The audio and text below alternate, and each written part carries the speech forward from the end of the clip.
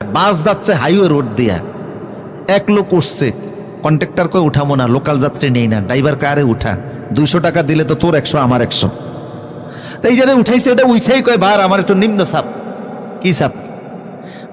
Driver কয় উদ্য চাপ হইলেও কিছু করার নাই, বাস থামবে না, গাবতলি যাওয়ার আগে থামাথামি নেই।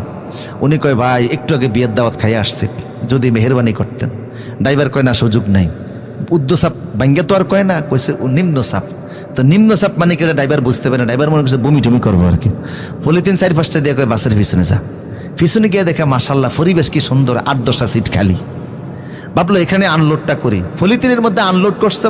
ভাবলে এমন পলিথিন যদি এখন বাসে রাখি তো যাত্রীরা গালিগালাজ করবে, আর রাস্তায় ফেলে দিলেও পাবলিক আমার 14 গোষ্ঠী উদ্ধার করবে। কাঁচা কাজ করা ঠিক হবে না। ব্যাগের মধ্যে ছিল সুন্দর সাদা রুমাল একটা, ওই রুমালটা বাইর করে পলিথিনটারে সুন্দর করে ফেসাইছে। এখন যদি রাস্তার মধ্যে ফেলে দেই কেউ কিছু বুঝবেও না, গালিগালাজও করবে না। সাদা রুমাল পেছানো পলিথিন যখন রাস্তায় পড়ছে, পিছনে ছিল এক মোটর সাইকেলওয়ালা। কয় কিরে এত সুন্দর পলিথিন, সাদা কাপড় দিয়ে পেঁচানো, মনে হয় ভুল করে কেউ বাসের টানে কোনো মাল পালিয়ে গেছে। আস্তে রেফার কাছাকাছি আইসা পলিথিনটারে ধরে ব্যাগে ঢুকাইছে। কয় আল্লাহ, রাস্তার মধ্যে যে মাল আমার হাতে দিছ, বাসায় গিয়া বউ সহকারে দেখবো কোন মাল পাইছি। এখন আমাদের লোভ এত বাড়া বাড়ছে, রাস্তার পায়খানো নিরাপদ না।